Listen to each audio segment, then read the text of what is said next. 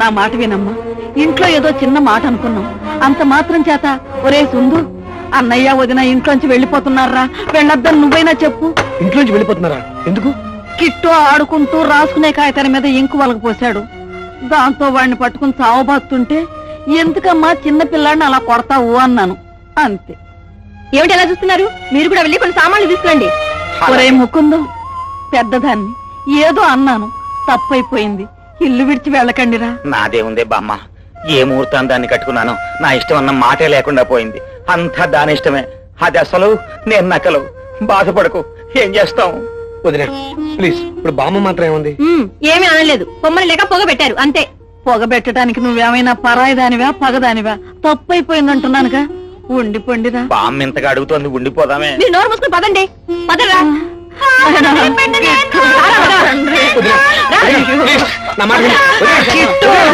సుందు వాళ్ళు వెళ్ళిపోతున్నారా, వాళ్ళ ఆపరా. ఆ పసివాళ్ళు లేకుండా నేను ఉండలేను. అంత ఉద్దరికి వెళ్లే వాళ్ళ కోసం మనం ఎందుకు బాధపడతాం? వెళ్ళి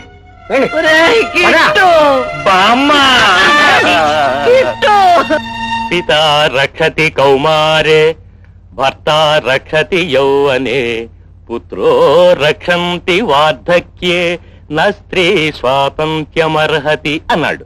అంటే బాల్యంలో తండ్రి, యవ్వనంలో భర్త, వృద్ధాప్యంలో కుమారులు స్త్రీని కాపాడుతూ ఉంటారు. స్త్రీని స్వాతంత్ర్యానికి అర్హురాలు కాదు అని దీని తాత్పర్యం. ఈ శ్లోకాన్ని ఎవరు రాశారు సార్? మనువు. మనువు అతనెవరు?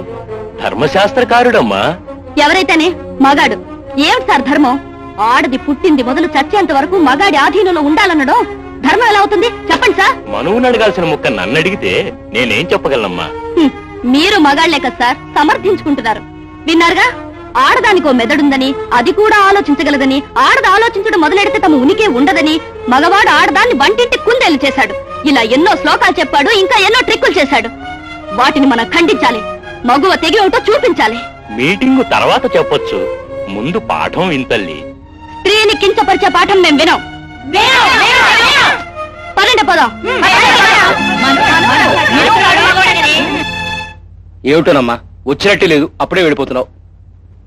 నానా, రాజు ఇంకా రాలేదా? బాక్సింగ్ ప్రాక్టీస్ వెళ్ళింది.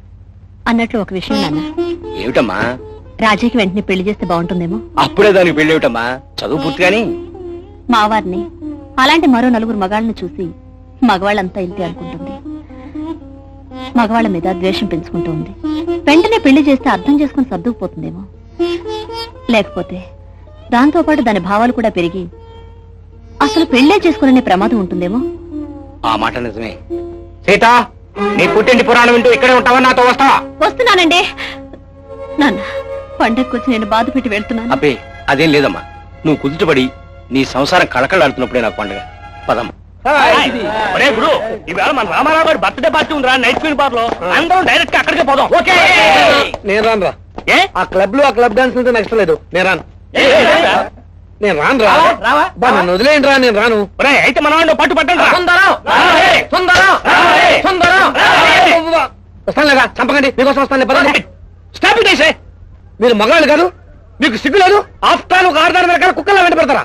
అదేంటి గురు, మగాడు ఆడదాని చుట్టూ తిరక్క మగాడు మగాడు చుట్టూ తిరుగుతాడా? ఆ డిపార్ట్మెంట్ వేరే ఉంది గురు. గురు, ఓమరఖాయ ఏమన్నాడో తెలుసా? వ్యాట్ 69 స్వీట్ 16 ఉంటే ఈ ప్రపంచమే వద్దన్నాడు. జున్ను కన్నా జుంటే తేనె కన్నా చెలి అధరంబు తీపిరా అన్నాడు. అది అనుభవిస్తే కదా గురు మజా తెలిసేది. ఆడదంటే మీరు ఇలా పెళ్ళపెళ్ళాడుతున్నారు కాబట్టి అది ఇలా ఆడిస్తోంది. మీకెవరికి తెలియని రహస్యం ఒకటి చెప్తాను వినండి.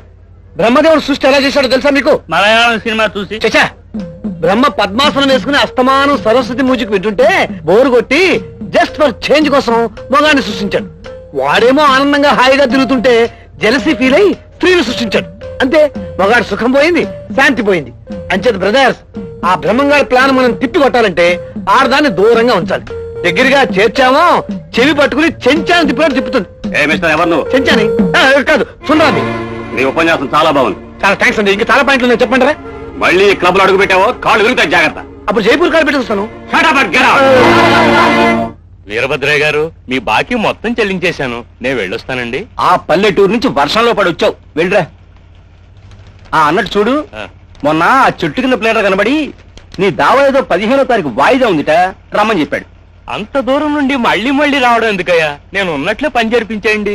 సరిపోయింది, ఏదో సామెత చెప్పినట్టుంది. చెబుతున్నా, గర్భాధానానికి రమ్మని వాళ్ళ నాన్న ఉత్తరం రాస్తే తీరిక లేదు, నేనున్నట్టుగా పని జరిపించేయండి అన్నట్ట. ఇలాంటి వాడు ఒకడు. అంతే కదండి అయ్యా. ఏమిటంతే నీ మొహం? మరి అసలు వాడు రానప్పుడు నాలాంటి వాడు ఎవడో సాయం చెయ్యాలి కదండి అయ్యా.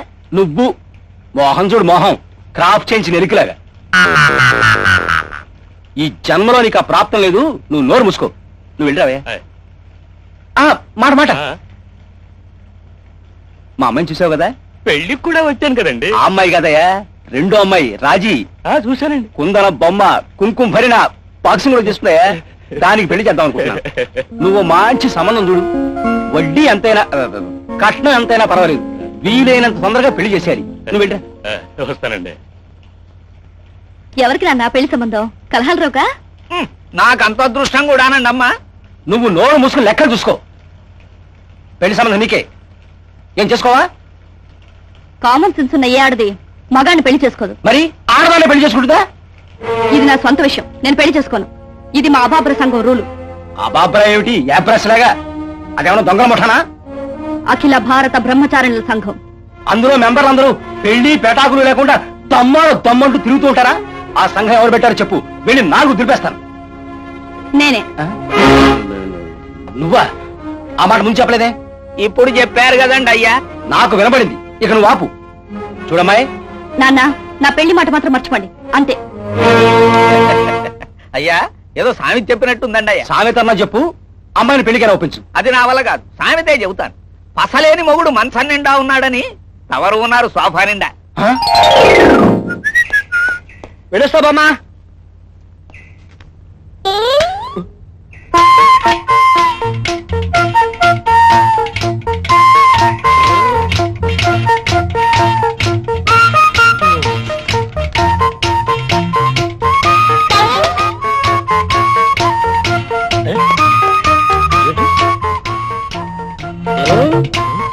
దీని భావం ఏంటి తిరుమలేశా? ఇంకా కాలేజీకి వెళ్ళలేదేనరా? ఇదిగో పెడుతున్నాను. దీని భావం ఏంటి బామ్మ? ముదిరిపోయింది. ముదిరిన బెండకాయలు నా మీద వేయటం దీనికి అంటే నువ్వు కూడా ఈ బెండకాయలా ముదిరిపోతున్నావని గుర్తు చేయడానికి. నేను ముదరటానికి ఇంకా 10 ఏళ్ళ టైం ఉంది. అయినా పొద్దున్నే నేనే దొరికాను ముదిరిన బెండకాయలు వేయించుకోవడానికి. నోర్మయ్యరా, పెళ్లి చేసుకోరా నాయన అంటే నేను చేసుకోను అన్నావు. నేనంటే నోరు మూసుకున్నాను. లోకం ఊరుకుంటుందా? ఇప్పుడు ముద్దురు బెండకాయలు వేశారు, 4 రోజులు పోతే ఎండిపోయినాయా? ఎండిని కాకపోతే పుచ్చు వేసుకోమను. ఏం బామ్మ, ఈ బెండకాయ ప్లాన్ కూడా నీదేనా? ఇదిగో చూడు, ఈ ఉప్పు రతాలు, ఈ బెండకాయ ప్లాన్లు నా దగ్గర పనిచేయవు. నేను పెళ్లి చేసుకోను. ఇంకోసారి నా పెళ్లి మాట ఎత్తామంటే ఇటు నుంచి వెళ్ళిపోవడమే. ఇక ఇంటికి కొన్నాను.